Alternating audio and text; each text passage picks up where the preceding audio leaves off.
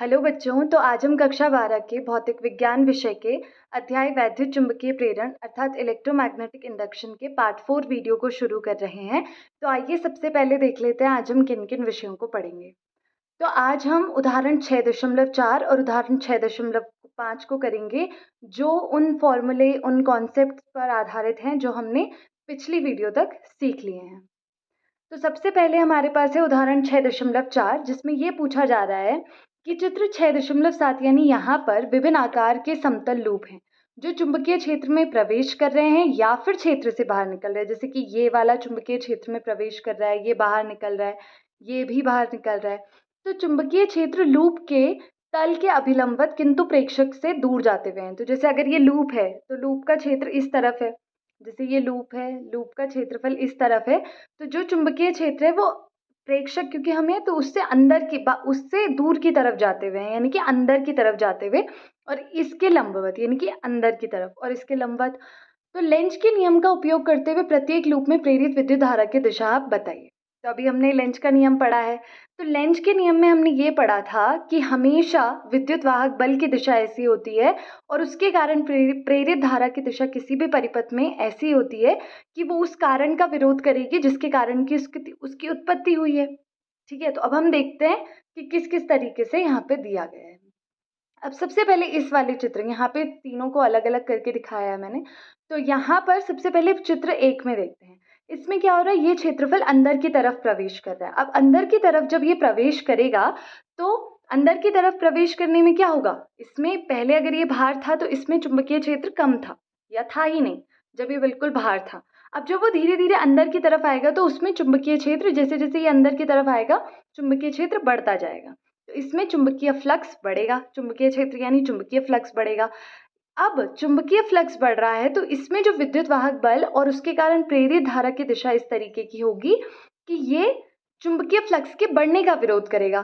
तो चुंबकीय फ्लक्स के बढ़ने का विरोध कैसे करेगा, ये विपरीत दिशा में, उस दिशा में ये प्रवाहित होगा जिससे कि ये फ्लक्स को कम कर सकेगा।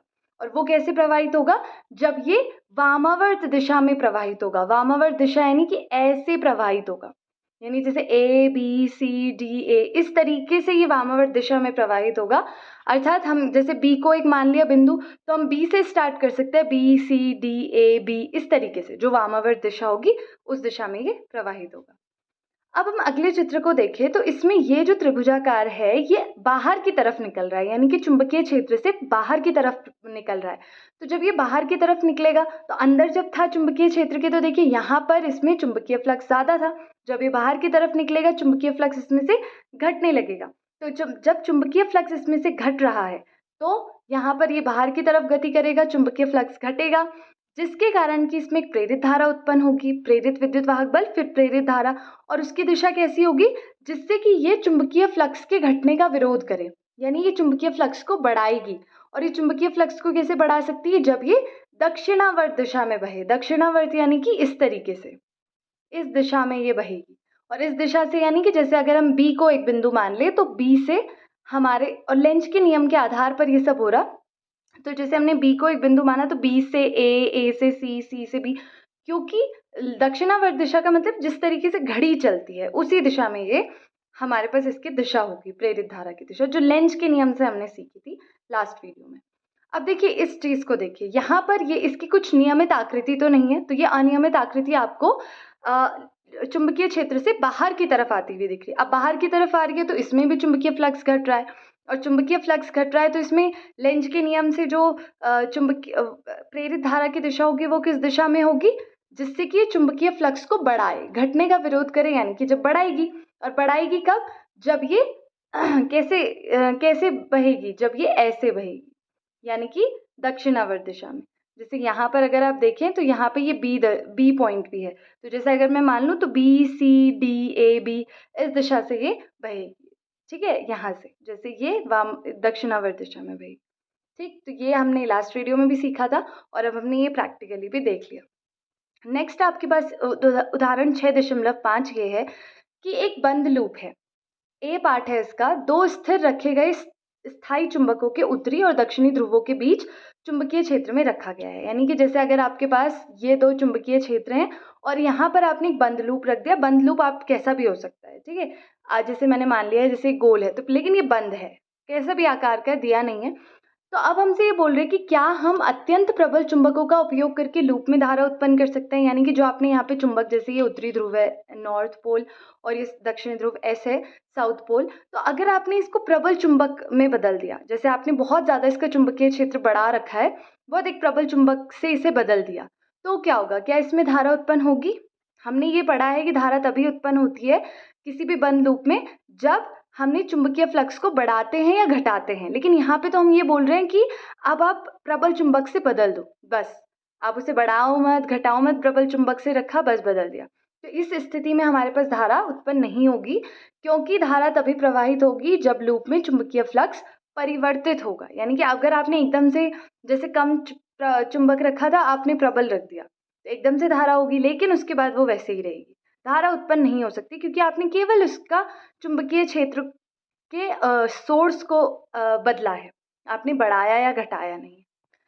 आगे ये पूछा जा रहा है नेक्स्ट पार्ट में कि एक बंद लूप विशाल संधारित्र की प्लेटों के बीच स्थिर विद्युत क्षेत्र के अभिलंबवत गति करता है, क्या लूप में प्रेरित धारा उत्पन्न होगी। तो इसके पार्ट भी दिए हैं कि ऐसे जब ये स्थिति होगी, जब ये स्थिति होगी। तो जैसे एक बंद लूप है, विशाल संधारित्र संधारित्र होता है जिसमें एक में प्लस प्लस प्लस होता है, दो इसमें माइनस वाली प्लेट होती है ये वाली। तो यहाँ पर आपने एक रख दिया बंद लूप। अब बंद लूप कुछ किसी भी आकार का हो सकता है, लेटे सपोज कि ये इस आकार का है। तो क्या लूप में प्रेरित धारा उत्पन्न होगी जब लूप संधारित्र की प्लेटों के पूर्णतः अंदर हो, या फिर जैसे ये है बिल्कुल अंदर है, या फिर थोड़ा सा बाहर हो, थोड़ा सा इसका हिस्सा बाहर भी हो, आंशिक रूप से प्लेटों के बाहर हो। विद्युत क्षेत्र लूप के तल के अभिलंबवत है, यानी विद्युत क्षेत्र प्लस से माइनस की तरफ, यानी इधर से इधर की तरफ है, और वो जो लूप है ऐसे है, तो वो अभिलंबवत है। तो क्या उत्पन्न होगी धारा यहाँ पे? यहाँ पे भी नहीं होगी। क्यों?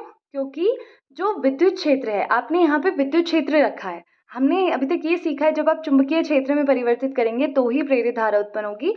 विद्युत क्षेत्र होगा तो उससे विद्युत फ्लक्स होगा, और आप ये कह रहे हैं स्थिर विद्युत क्षेत्र, तो उससे तो बिल्कुल नहीं होगी। तो विद्युत फ्लक्स परिवर्तित करके आप प्रेरित धारा उत्पन्न नहीं कर सकते, केवल आप चुंबकीय फ्लक्स से ऐसा कर सकते हैं। अब आपसे एक और चीज़ पूछी जा रही है इस पार्ट सी में, इसी उदाहरण के, कि एक आयताकार लूप है, जैसे कि ये जो आपको दिख रहा है, और यहाँ पे एक वृत्ताकार लूप है। ये एक समान चुंबकीय क्षेत्र में क्षेत्र विहीन भाग में एक समान वेग v से निकल रहे हैं। तो ये बाहर की तरफ इसमें से निकल रहे हैं। चुंबकीय क्षेत्र से बाहर निकलते समय आप किस लूप में प्रेरित विद्युत वाहक बल के स्थिर होने की अपेक्षा कर सकते हैं। क्षेत्र लूपों के तल के अभिलंबवत है, यानी लूप की का तल ये है तो क्षेत्र उसके जैसे अंदर की तरफ या बाहर की तरफ है, जिससे वो उसके अभिलंबवत है, लंबवत है। तो आपको ये बताना है कि किसमें, जब ये दोनों बाहर निकल रहे हैं तो किसमें आप ये मान सकते हैं कि जो चुंबकीय क्षेत्र है या विद्युत वाहक बल है, कि चुंबकीय क्षेत्र से जब ये बाहर निकल रहे हैं तो विद्युत वाहक बल किसमें स्थिर हो सकता है, किसमें हो सकता है। देखिए, जब ये दोनों के दोनों बाहर निकल रहे होंगे तो आप ये मान सकते हैं कि इस आयताकार लूप में चुंबकीय क्षेत्र वो विद्युत वाहक बल स्थिर हो, क्योंकि यहाँ पे ये वृत्ताकार है, क्योंकि ये जो आयताकार है ये सब जगहों से बिल्कुल सेम है, ये एक दिशा में बाहर निकलेगा। लेकिन वृत्त क्या है, वृत्त आपको इस तरीके से दिखेगा। तो वृत्त का अगर ये भाग निकल रहा है तो ये भाग की डायमेंशन या फिर इसका ये जो चीज़ है ये बिल्कुल थोड़े उससे अलग है ना। मतलब वो क्षेत्र यहाँ पे बदल रहा है, यहाँ पे क्षेत्रफल में परिवर्तन हो रहा है। अगर आप वृत्त के केस में देखें, वृत्ताकार के केस में देखें, तो क्षेत्रफल में परिवर्तन हो रहा है। यहाँ पे क्षेत्रफल में जब वो चुंबकीय क्षेत्र से बाहर निकल रहा है परिवर्तन नहीं हो रहा है। तो इसलिए आप कह सकते हैं कि आयताकार लूप के लिए प्रेरित विद्युत वाहक बल के स्थिर रहने की आप अपेक्षा कर सकते हैं, क्योंकि उसमें क्षेत्रफल के परिवर्तन की दर स्थिर है ना। लेकिन वृत्ताकार लूप के क्षेत्र से जब वो बाहर निकले, वो जो वृत्ताकार लूप बाहर निकलेगा तो क्षेत्रफल के परिवर्तन की दर स्थिर नहीं है, जैसे मैंने आपको पीछे समझाया।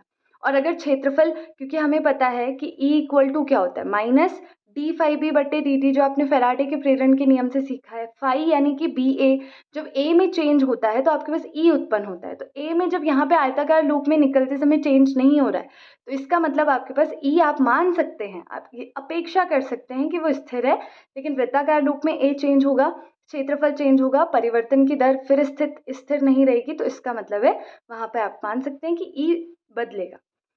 तो जिसके कारण प्रेरित विद्युत वाहक बल भी इसी के अनुसार परिवर्तित होगा, जो हमने ऊपर देख लिया। अब एक और आपके पास इसी में पार्ट है कि चित्र 6.9 में वर्णित स्थिति के लिए संधारित्र की ध्रुवता की प्रागुक्ति यानी प्रिडिक्ट कीजिए कि संधारित्र की ध्रुवता कैसे। अब हमने पीछे देखा था एक संधारित्र वाला क्वेश्चन, तो इसमें एक प्लेट थी प्लस, एक थी माइनस।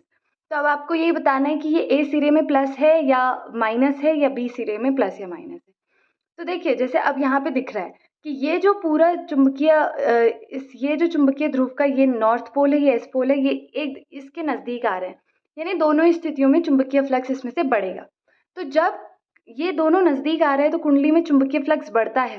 तो फिर चुंबकीय फ्लक्स बढ़ने के कारण जो कुंडली होती है उसमें प्रेरित धारा की दिशा प्रेरित विद्युत वाहक बल के कारण कैसी होती है, वो उस कारण का विरोध करेगी जिसके कारण कि इसकी उत्पत्ति यानी चुंबकीय फ्लक्स के बढ़ने का विरोध, यानी वो उसको कम करना चाहेगी।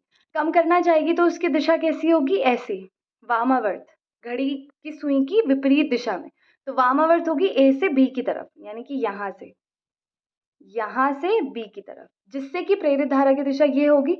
और अब आप थोड़ा सोचिए कि जब ये यहाँ से यहाँ होती है, धारा कहाँ से कहाँ की तरफ बहती है, प्लस से माइनस। तो इसका मतलब हमें पता चल गया कि जो ए सिरा है उस पे प्लस है और जो बी सिरा है उसमें माइनस। तो आप कह सकते हैं कि संधारित्र की प्लेट ए की ध्रुवता प्लेट बी के सापेक्ष धनात्मक होगी इस चीज़ से।